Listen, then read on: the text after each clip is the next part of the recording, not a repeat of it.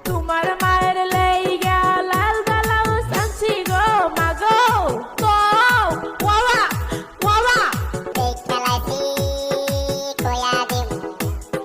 দেখালাইছি কয়া দিম তুমি তুসলির সাথে প্রেম করতাছ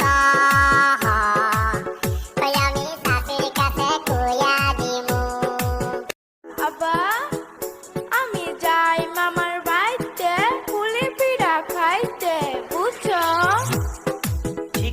ঠিক আছে মা তুই দেখা শুনা যাইস পুলি পিঠা খায়া কিছু আমার লেগা